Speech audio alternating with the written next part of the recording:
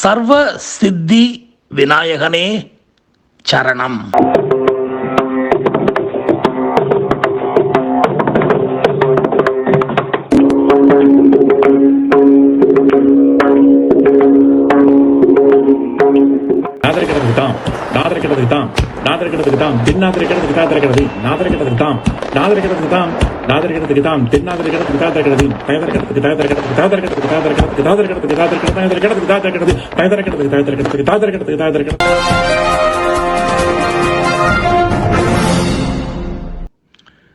Gentlemen,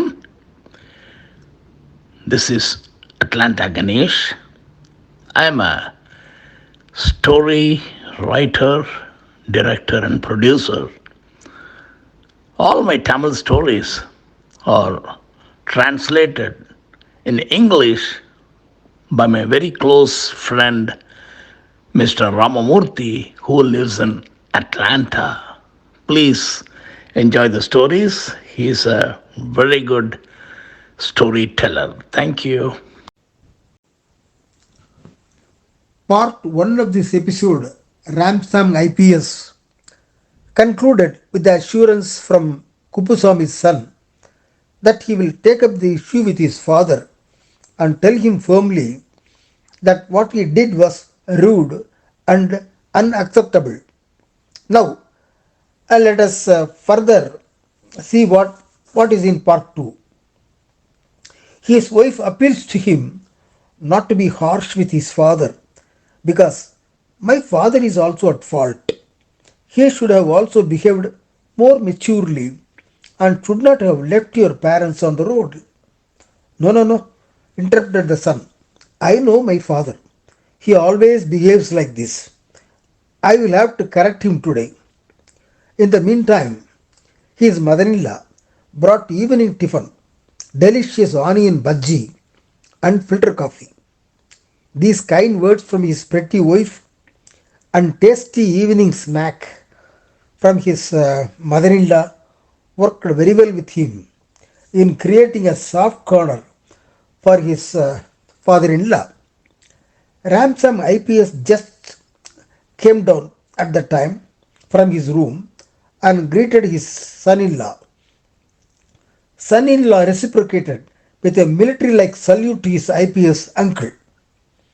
On seeing all this, his father, who was already feeling insulted by Ramsam, grew more and more furious that his son is leaning towards his in-law's side. He told his son to come with him to hear what all happened this morning and how he was badly insulted by his father-in-law. But his son was not ready to hear any more about these incidents. He excused himself from the scene, saying that he was terribly tired after office works. He further said, I know there was some ego clash between you and my father-in-law, but no use in telling me.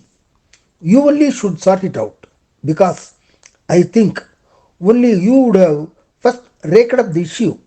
I know well about you and how you would flippantly make remarks about others, unmindful of the fact that such flippant remarks would hurt others.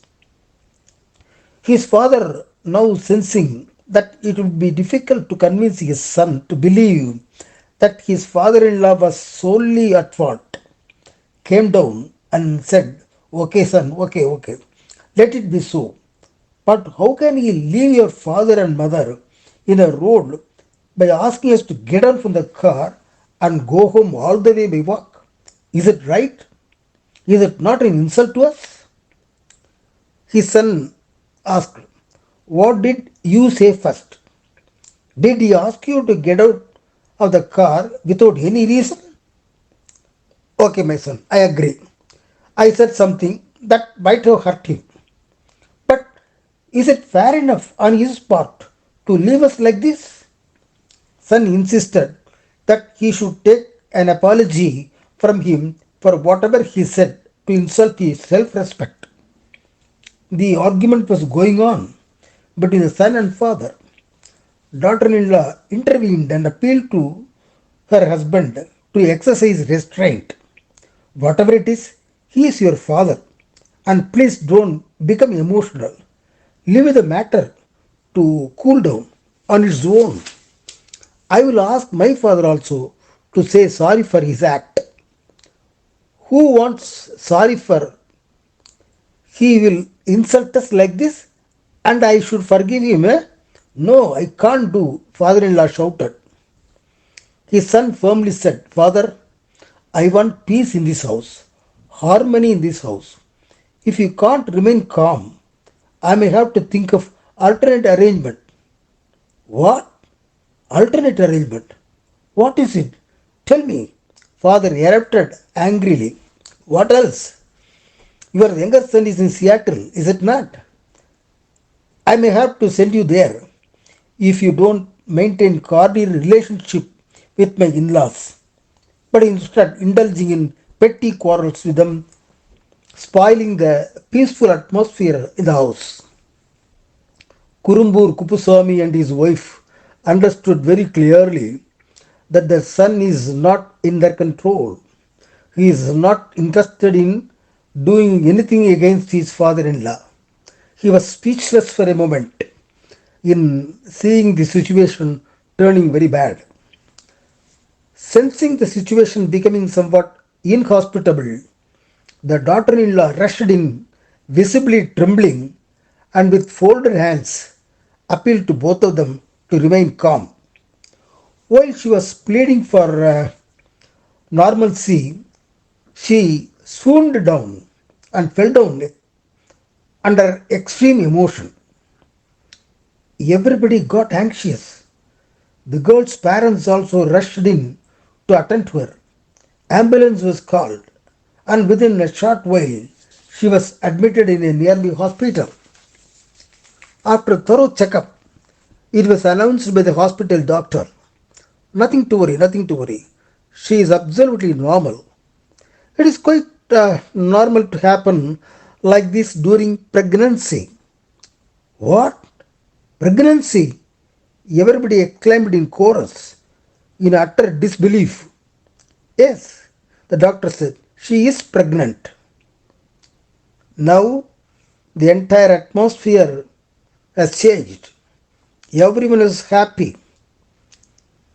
The scuffle between Ramasamy and Kupuswamy, the heated exchange of words between son and father, all vanished on hearing the sweet news about the arrival of a new life in their family.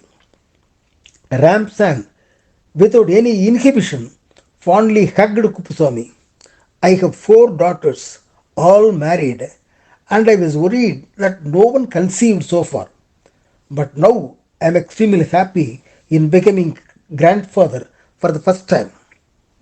Kupuswamy also expressed a similar sentiment.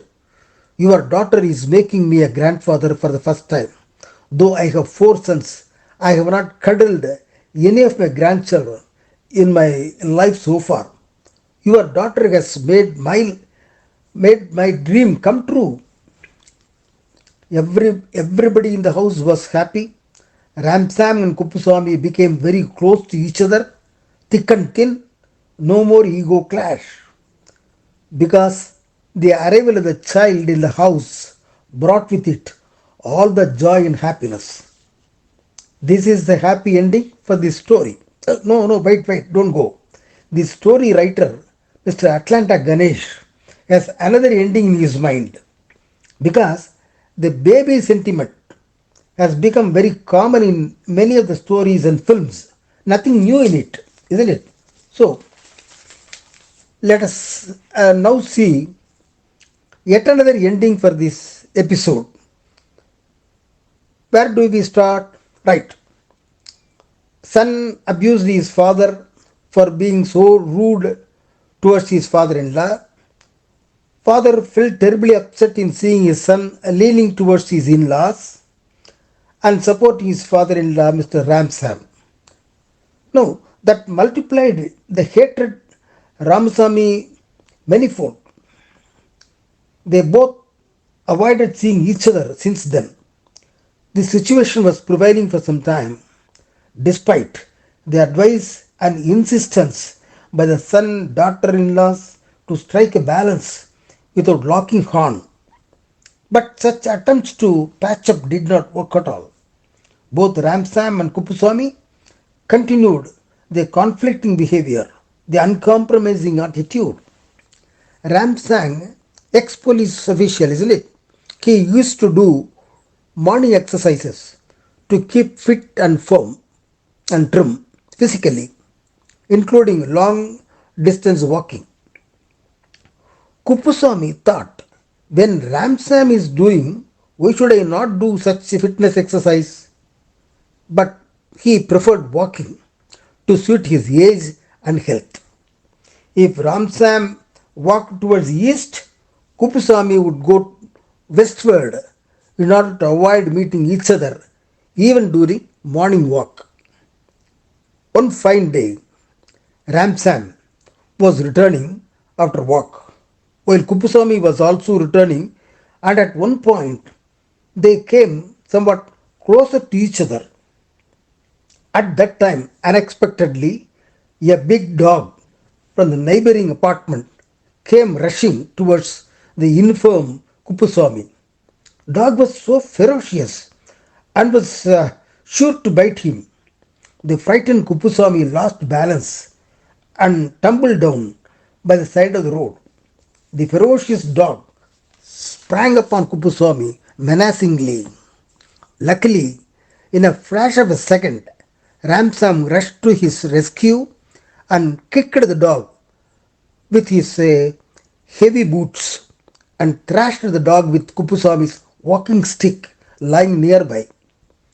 The owner of the dog came rushing in and took control of the dog and expressed sincere apology for his negligence in leaving the dog without leash.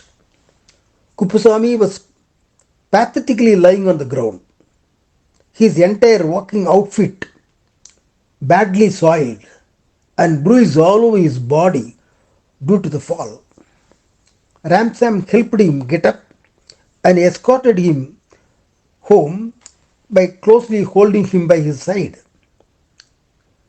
At the doorstep in front of the house, the son, daughter in law, and mothers all came out anxiously inquiring what happened to him. Kupuswamy, still not fully recovered from the shock, meekly said, "It's a rebirth for me. Ramsam saved my life from the clutches of the horrid dog. All of us should thank him for his timely help." Again, he hugged Ramsam fondly in true reverence. All his hatred feeling vanished now. All of them, son, daughter, and others, heaved a sigh of relief that the prolonged hatred feeling between them came to an end due to these incidents. Solution came in the form of a dog. They thereafter continued to be very affectionate towards each other. Real peace and harmony filled the house in abundance. This is the happy ending, yet another happy ending for this episode. Thank you. Bye bye. Writer's note from Atlanta, Ganesh. Ladies and gentlemen, hope you all enjoyed the story. Please give us your feedback. See you next week. Thank you. Bye.